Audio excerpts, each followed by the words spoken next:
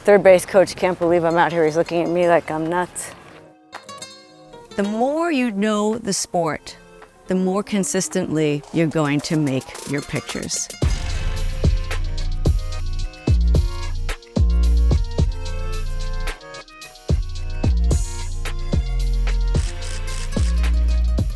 I'm gonna roll.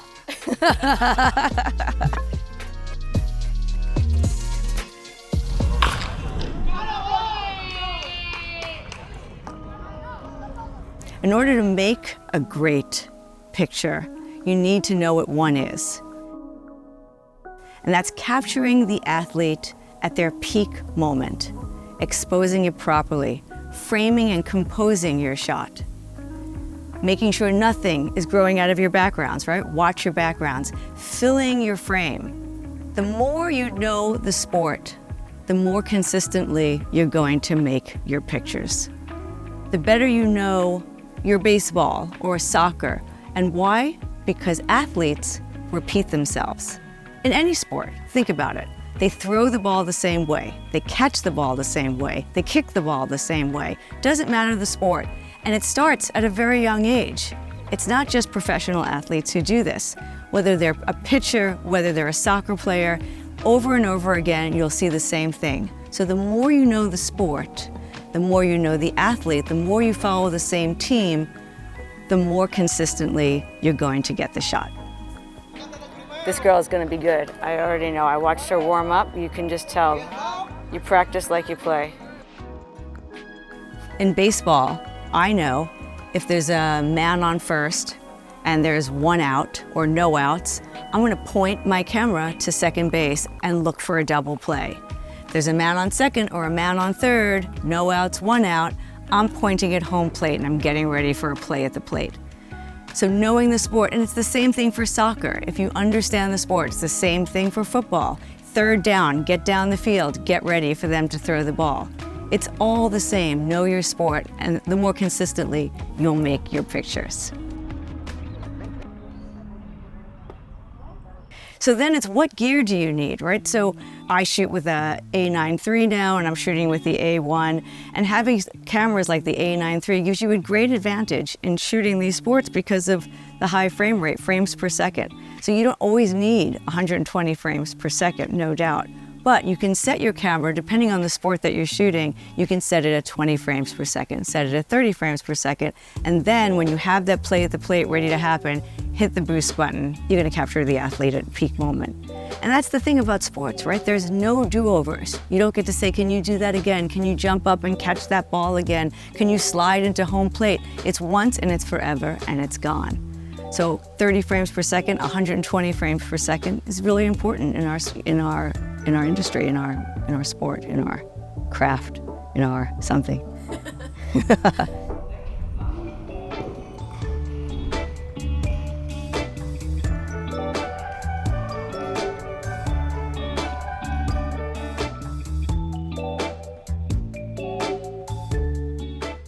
Okay, I knew 120 frames per second was going to come in handy. Here we go!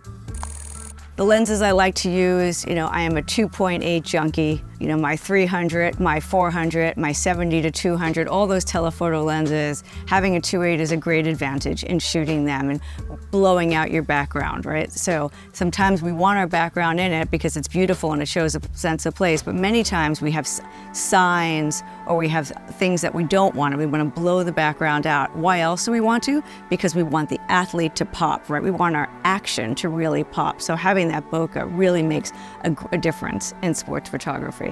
And I don't go below a 1200 for my shutter speed, right? Because it's important. We don't want even the slightest movement. We want to tack sharp. When I'm shooting with my 400, and standard, most professional games that I shoot, I'm always shooting with a 400.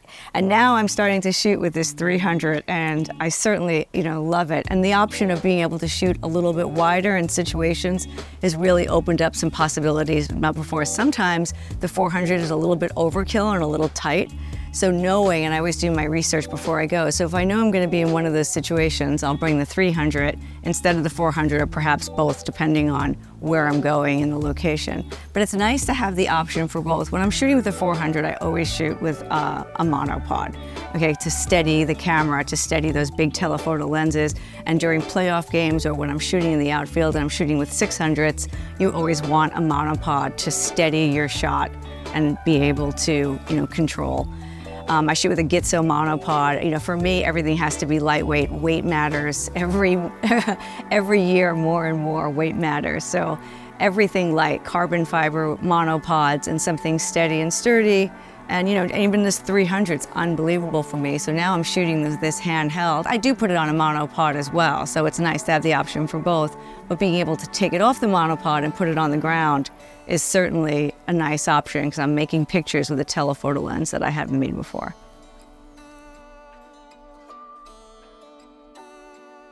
Being able to take the 300 off the monopod, being able to put it on the ground and hand hold it and have just that freedom of movement by hand holding it. It's not possible. It's not only the lens and the weight, and with the A9 III having the image stabilization makes all the difference. With sports photography, I always give the advice of, get the best camera that you can get, the fastest camera you can get, and how many frames per second. When I'm teaching sports photography, it's, okay, what can we set this camera to that you have? How many frames per second? Because it matters, right? The gear matters. So get the best gear that you can get for your budget at all times.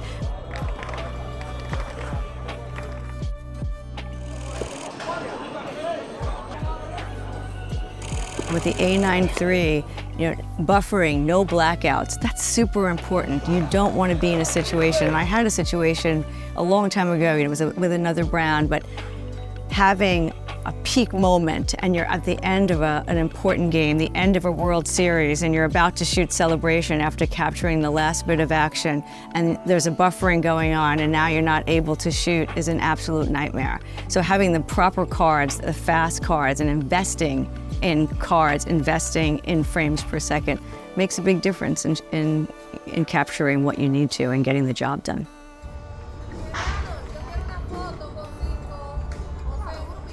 So going back to what makes a great picture, we talk about framing and composing, right? That's a big deal. Like, where do you want? And earlier cameras, you'd have your spot in the center and everything's centered, right? And you're just working so hard to make sure the photos are in focus. Well, we're so way beyond that now in photography, and it's such an exciting time because this autofocus, you can lock onto the eye, and I love the expanded tracking because I can really count on it. I can relax and let the camera do its job. And my job then becomes creating. And that's what's exciting about being a photographer today, is this gear really allows us to make photos that we weren't able to make before. So you can frame and compose, and that's all you're thinking about. You're thinking about creating. So you're locking on the athlete's eye, and then where do you want that athlete in your frame? And that's what you're thinking about. How low do you want to be? Are you going down on the ground to make them look heroic? Or do you want them in the front of the frame, or where is it? And that's just, it's about creating and capturing that moment. And when you can lock on the autofocus and you're trying to capture something so fast in an instant, a catch in the outfield, well, and you have to turn and catch it, you're going to get it because the autofocus is going to lock on. And now, not only are you capturing peak action, but you're framing and composing it just the way you want it.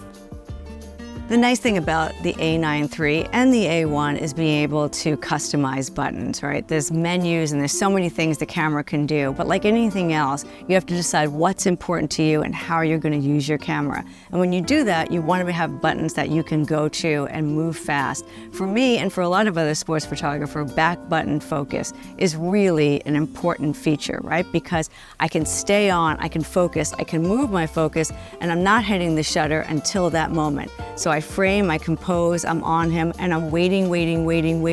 Okay, here he comes. And it's not a lot of waiting, everything's happening super fast, right? Super high speed.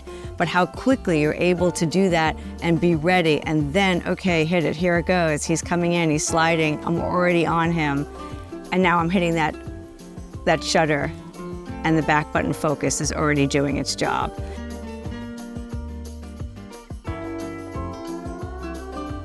Yes. Woo! Yeah. Oh, I can tell he's got it right there. This is our shot. Everybody be ready. Let's go. Oh, that's all right. That looked good no matter what. Expanded tracking, and it's really just picking up the athlete's eye, no problem. Oh yeah, oh yeah, oh yeah, oh yeah, yeah, dive. Well, if this is just kind of a fun drill to get them, ideally, I'm looking for them to dive for a ball, like get them at a peak moment, like this one. So just as the ball is going into the gloves, ideally they're just diving as they practice this outfield drill. The pre-capture is really interesting for the A9 III. Like, think about it, a camera that's already taking pictures before you're thinking about taking the picture. So the pre-shutter, and before you even press down on the shutter, you're getting those few frames before. It's just fascinating to me, like what you can capture. And people think, oh, I'm hitting it at the right moment, right? I'm a professional, I know exactly when I want to hit that shutter. But there's been some surprises for sure, where you're like, oh wow, look at that moment right before. I wouldn't have captured that had I not had that feature. Oh, it's gonna be good. Here we go. That's nice. Can you imagine if they asked us to dive? With sports photography, right, there's so much that's going into it, and you're capturing the athlete at peak moment, but your location and how you're shooting matters. So ideally, you're showing up early and you're scouting your locations. You know, what positions, what photo positions are available to you? What will it look like from one side to the other? But then it's moving during the game, okay? If your assignment is to shoot this picture and you don't want to stay there the whole time and capture the same thing, that's boring. What else can you capture, right? What does it look like from other angles? What does it look like with your camera on the ground? What if you go to the other side? And of course, what is the light doing, right? It's all about the light. Anytime I have special light, I'm shooting for the light. Everything else is gone. It's, where is the light? Do you want backlit? How beautiful would it look? What does this athlete look like backlit? What does the athlete look like with full sun, with their beautiful skin or colors? You know, you want the colors to pop, then you're on the other side with full sun. You want dramatic backlit, you know, another look, right? What are you going for? What does it look like? And experimenting is part of it. And moving around, if you have an option to shoot that athlete from different angles and that's your assignment, then see what it looks like and try to find an angle. And if the photographer is all in one place, that doesn't mean that that's the place to go. See what it looks like on the other side. Try something different that someone else. Make a picture, make something special that someone else is not making. Practicing that high-speed shooting, to me, it's where you're going to be comfortable and where you're going to have access. I always say, and for me, it's don't worry about the who. Don't worry about being in the big stadium. Don't worry about the big stage. Worry about making beautiful pictures and making the best pictures you can make. Make your athlete look heroic, even if they're in a Little Leaguer. Even more important if they're in Little League. I shoot every game the same way, whether it's a Little League game or the World Series. So if you can go to a place, maybe it's a high school game, maybe it's a youth baseball game, maybe it's a youth soccer game, go there and be in a place where you can be relaxed and you can experiment, try new things, and make pictures. And go when the beautiful light is. Look at the schedule when I'm shooting my youth baseball, when I'm shooting grassroots baseball and there's a tournament going on and maybe the games go from 9 a.m. all the way to 8 p.m. Well, I'm shooting that 9 a.m. or 7 a.m. game and I'm doing the pre-game early in the morning when the sun is low and it's beautiful. And then at 12 o'clock, I'm planning, I'm researching, I'm downloading, but I'm not interested in that game. I'm interested in the beautiful light. So then I'm back at 3 o'clock, 2 o'clock, 3 o'clock, 4 o'clock. Now the sun's getting lower again and it's interesting and the light is beautiful. And you have those options when you're shooting for yourself and you're practicing. So chase the light and find the moments and find the right field that's going to give you access, give you beautiful light, and you make pictures. With the A9 III, we're shooting at 120 frames per second. Not all the time, but when you need it. And when you need it, how terrific it is to have it, because you don't want to miss the moment. If you know what a great photo is, then you know what you're looking for. And that's what the editing is about. So finding what is the peak moment? What does a peak moment look like? And it's pretty easy then to go through those 120 frames. You'd be surprised how fast you can get in finding that moment, because you know exactly what you're looking for. So after shooting 3 days of baseball in the Dominican Republic, it's really been fun to shoot the A1 and the A9 III side by side, both with a telephoto lens and going back and forth. And it really gave me an opportunity to see what I like about one, what are the features for one for me, what are the features for the other. And at the end of it, when you have the A1, you think you have everything you need, but now shooting with the A9 III, I certainly am going to add it to my kit, really because of the speed more than anything else. Yeah, I feel like it's a little sharper, it moves quicker, there's no doubt it does have those things. But the A1 and the A9 III really end up just complementing each other for me. So now for action, for high-speed action, my go-to will be the A9 III, and then the A1 I'll still be using for all the rest of telling my story.